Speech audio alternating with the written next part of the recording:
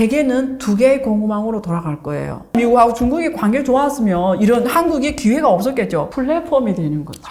무역 결제 규모가 양쪽으로 커지겠죠.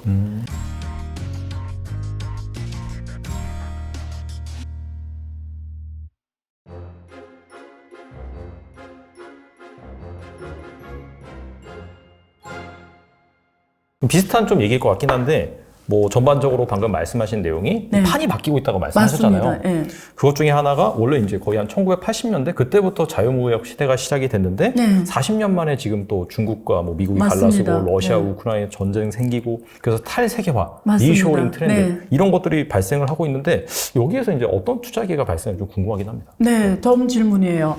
자, 판이 바뀐다라는 거는 이제 말씀드린 것처럼 여러분 기술의 판이 바뀐다라는 거예요. 이제 앞에서 설명드렸죠. 네. 지금은 또 새로운 기술을 기반으로 해서 새로 50년 주기가 시작되는 시점에 와 있다. 두 번째, 기술의 판이 바뀌고 이번에는 글로벌 질서 판이 바뀌는 거예요. 뒤집어지는 거예요, 이거. 네네. 이제 말씀하신 대로 중국하고 미국이 79년 1월 1일에 수교를 합니다. 네. 그래서 미국이 전 세계에서 가장 큰 사회주의 국가를 자기 선에다 이렇게 끌어들였다고 보시면 돼요. 이유는 구소련 존재 때문에 그랬어요. 그래서 중국이라는 게 미국의 정해놓은 질서 속에 들어온 게 79년 1월 1일입니다. 그러면서 2001년에 WTO에 가입을 합니다. 그래서 중국이란 나라가 자기 동네에서 물건을 만들다가 네. 글로벌 무대에 와서 물건을 만들어서 팔기 시작한 게 2001년 WTO에 가입을 한 이후부터입니다. 네네. 그러면서 전 세계는 누이 좋고 매부 좋고 이러면서 각자 잘하는 걸 내세워서 글로벌에 서로 무역을 하면서 폭발 성장해온 게 지금의 경제였어요. 그래서 여기 한국이라는 한강 기적이 만들어졌고 일본이라는 또 대단한 나라가 만들어졌고 이게 사실 아시아 기러기 편대 이론이거든요. 서방의 선진 기술이 일본에 먼저 갔고, 그래서 일본 경제가 고속성장했고, 전후에. 네. 그 다음에 일본의 또 기술이 한국에 왔고, 또 한국이 한강기적을 만들었고, 또 이 기술들이 또 FDR 통해서 중국에 들어갔고, 또 중국이 세계 2위로 성장했고, 그래서 이 나라끼리 서로 막 부품, 이런 것들 막 무역하면서 다 돈을 벌었고, 네. 그게 과거 40년이었습니다. 근데 지금은 중국이 문제는 일본하고 한국 정도로 고속 성장해도 미국은 위협감을 더 넣을게요. 뭐 일본이 뭐 인구가 1억 3천밖에 1억이 좀 넘었거든요, 그때 당시에. 네. 그럼에도 불구하고 일본이 미국 GDP 한 70%니까 완전히 환율 전쟁에서 죽여버렸잖아요. 맞아요. 네. 하물며 중국이 사회주의 국가가 지금 미국 GDP 80으로 왔어요. 네. 이런 역사가 없었거든요. 그러니까 어떻게 중국을 제어 안 할 수 없죠. 그러니까 지금 미국하고 중국이 지금은 어떤 미국이 중국 제어 때문에 이게 한 몸으로 돌아가던 글로벌 공급망이 미국하고 중국이 원래 이렇게 가던 게 이렇게 쭉 이렇게 되면은 전 세계 공급망이 두 개로 나뉩니다. 그렇다고 미국하고 중국의 공급망이 이렇게 스무스히 헤어진 데서 그냥 중국을 다 배제하고 미국 쪽에 전 세계가 돌아가지고 미국이 중심으로 글로벌 공급망이 돌아가서 중국 혼자서 돌고 이럴 수는 절대 불가능합니다. 세계는 두 개의 공급망으로 돌아갈 거예요. 결국 이 두 공급망상에서 연계가 올 겁니다. 제가 디테일 풀기는 한계가 있는데 시간적으로 일단은 북미 중심으로 하나의 공급망이 돌아갈 거고요. 자, 그림 그리면 네. 그다음에 여기에 허브는 누구냐면 미국 기술, 멕시코, 중국의 역할을 할 거예요. 생산 공장. 네. 그리고 캐나다 기술, 뭐 부품 소재. 그래서 이 북미 자유무역 협정이 만들어졌어요. 그게 USMCA예요. 북미 자유무역 협정이거든요. 여기가 지금 하나의 글로벌 공급망으로 돌아가고요. 네. 유럽은 이미 화폐까지 유로화가 나왔어요. 그래서 여기는 또 거기 또 동유럽 이런 데서 또 공장 역할을 할 수가 있거든요. 월급이나 이런 상대적으로 안 높으니까. 네네. 그래서 유럽이 또 하나의 공급망으로 돌아갈 거고요. 아세아인데요. 그다음에 아시아잖아요. 네. 아시아가 문제거든요. 근데 아시아는 원래는 아시아끼리 하나 돌아갈 수가 있어요. 원래는. 네. 제 표현 잘 들으세요. 원래는. 네. 왜요? 한국과 일본이 기술 선도국가예요, 아시아에서. 네. 그러면 미국 역할을 하는 거지, 아시아에서. 기술 선도국가. 네. 그리고 중국은 시장 역할을 하는 거죠. 시장.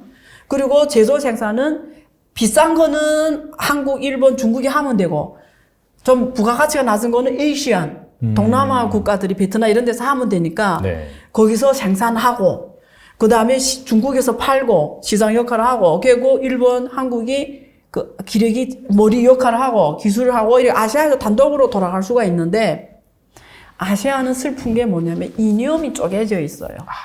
그래서 한국하고 일본은 자유민주주의 국가. 그러다 보니까 한국, 일본은 미국 쪽에 섰단 말이에요. 그러니까 아시아는 이게 하나의 공급망으로 이게 이념 때문에 안 되는 거예요. 그래서 이미 한국과 일본은 완전 북미 쪽에 섰어요. 섰게 딱 이미 그게 IPEF, Chip4 네. 뭐 이런 거잖아요. 공급망을 저쪽하고 같이 하겠다 이렇게 된 거예요.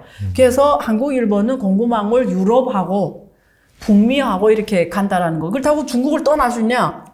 한국과 일본 이런 아시아하고 중국을 못 떠납니다. 제가 말했잖아요. 지리적 운명이 국가의 운명을 결정한다고요. 그래서 이거는 어차피 경제로 한국과 일본은 중국을 못 떠납니다. 같이 갈 수밖에 없어요. 그래서 한국과 일본은 전략이 뭐냐면 공급망을 2개로 해야 되는 거예요. 다른 나라 똑같아요. 유럽도 똑같아요. 유럽은 중국을 떠날 수 있어요? 못 떠나요. 독일 왜 지금 이렇게 소극적으로 하는지 알아요? 왜 러시아 우크라이나 소극적으로 해요? 러시아 우크라이나 전쟁에서 독일은 되게 소극적이에요. 그래서 지금 막 미국이 막 화내고 이러는데 네. 왜 그래? 먹거리가 중국에 있고 에너지는 러시아에 의존하기 때문에 그래요. 그렇다고 미국이 내 먹고 사는 문제 해결해 줄 수 있냐? 못 해주는 거예요. 근데 내 먹고는 살아야 되잖아요. 그러니까 독일은 이렇게 할 수밖에 없는 게 해서 유럽도 지금 쪼개져 있거든요. 독일, 이탈리, 프랑스는 사실 중국하고 되게 가깝게 왔거든요. 그리고 중국하고도 나쁘게 갈 생각 없어요. 근데 지금 상황 때문에 나토라는 게 지금 뭐 미국이 막 이래가지고 러시아, 우크라이나 전쟁하면서 말은 그렇게 하는데 현실성이 있냐? 뭐 헤어져요? 너무 깊숙이 들어가 있어요. 그래서 유럽도 똑같아요. 공급망 2개를 뭐 갖고 가요. 북미에 또 가는 게 있고 네. 또 중국하고 연계된 게 있고 한국, 일본 똑같아요. 그러니까 이렇게 글로벌 다국적 기업들은 옛날에 하나만 갖고 갔어도 됐거든요. 근데 이제는 어떻게 하죠? 쪼개서 갖고 가는 거예요. 자, 지금부터 기회 얘기할게요. 그래서 이 세상이 이렇게 변한다는 얘기를 먼저 해드렸고요. 네네. 자, 그럼 기회의 측면에서 어떻게 될까요? 보세요. 예를 들면 미국하고 중국이 과거처럼 되게 친했어요. 그러면 한국이라는 나라가 미국하고 중국이 필요할까요? 안 필요해요. 없어도 되고 있어도 돼요. 솔직히. 네. 왜냐면 미국은 기술이 있고 중국은 시장이 있고 아. 서로가 실제 시너지가 제일 커요. 원래 그래서 우리가 경제학적으로 보면은 미국하고 중국은 싸움이 안 좋아요. 둘 다 손해예요. 경제학적 원리로 보면은 둘이 친하는 게 둘이한테 다 위너가 되는 길이에요. 근데 여러 가지 이유 때문에 지금 같이 안 간다 이러면 봐봐요. 중국 측면에서만 말씀드릴게요. 자, 세계가 어차피 이념을 하는, 특히 또 지금 시진핑이 집권 3기 시작되면서 굉장히 지금 국가 안보를 내세우면서 이렇게 외국에서 보기에는 폐쇄적으로 가잖아요. 이렇다고 해서 중국이 세계하고 호흡을 안 할까요? 안 할 수가 없어요. 근데 옛날에 미국하고 직접 놀 때는 바로 미국하고 직접 놀기 때문에 그 즉시 세계 최고의 무대에서 놀았어요, 중국은. 네. 미국하고 놀면서 바로 세계 최고 무대에 있어요. 근데 미국이 중국을 제어하면은 중국은 한계가 오거든요. 그렇다고 세계하고 안 놀겠어요? 놀아야 돼요. 그러면 중국은 뭐가 필요하냐면 완충 지역이 필요해요. 옛날에 한 번에 나가면 끝! 네. 미국이 받아주니까. 근데 이제는 어떻게 하죠? 어차피 세계로 나와야 돼. 그게 미국이든 그러면 어떻게 하죠? 그걸 이렇게 발받침을 해주는 나라가 필요해요. 그게 유럽이고 한국, 일본이 된다는 거예요. 그 역할을 해줘야 되는 거예요. 유럽은 독일이 그 역할을 해줄 것 같고요. 한국 아니면 일본인데 일본은 좀 더 극우주의가 집권하다 보니까 중국은 한국의 공간이 있다고 보는 거죠. 자, 그러면 여기 전문 용어가 나갑니다. 저는 전문 용어를 최대한 안 쓰려고 해요. 일반인들도 알아들어요. 저는 늘 하는 말이 우리가 어려운 것도 전문 용어도 사람 말로 하자. 이게 제 슬로건이에요. 모든 걸 사람 말로 표현하자. 사람 말로, 아무리 네. 어려운 거라도.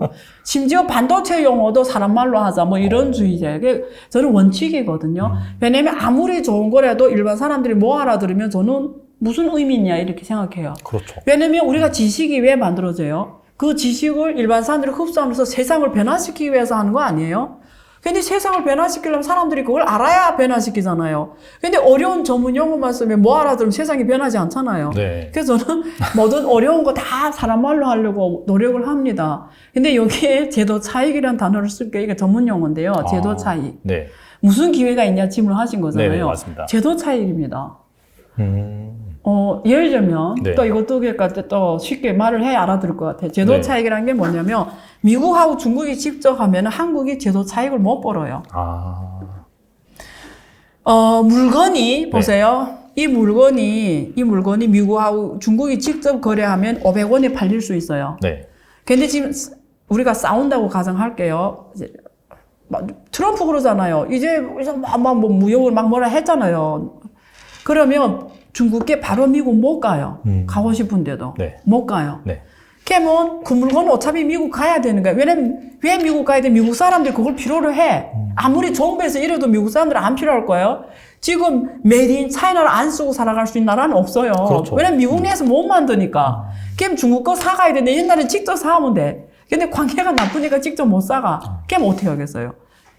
다른 베트남에서 만들면 베트남에서 사가겠지. 근데 베트남에서 다 만들 수 없거든요. 그렇죠. 결국 그 물건은 중국밖에 없어.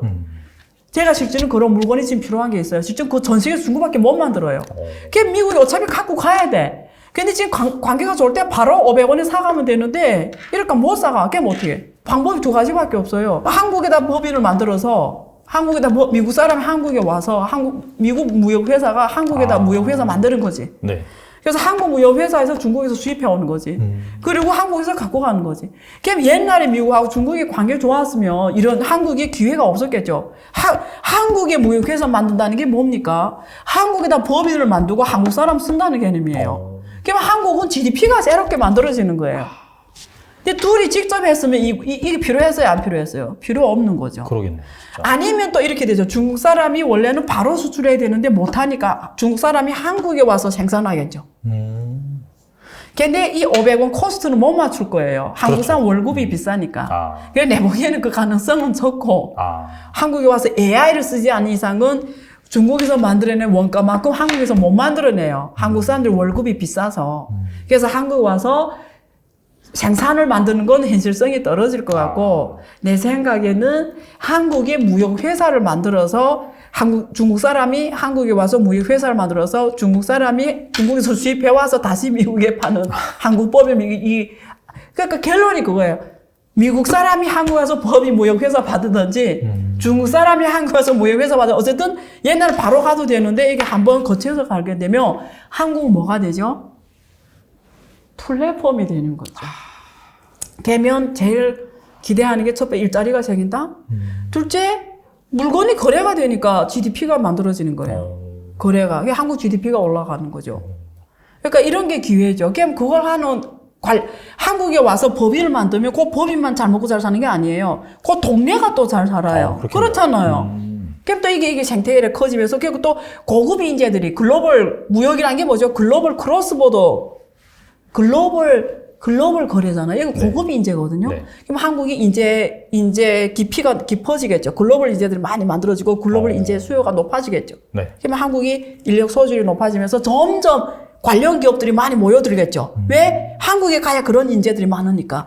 옛날에 왜 금융 허브가 뉴욕에 있고 왜 영국 런던이고 왜 홍콩 싱가포르입니까?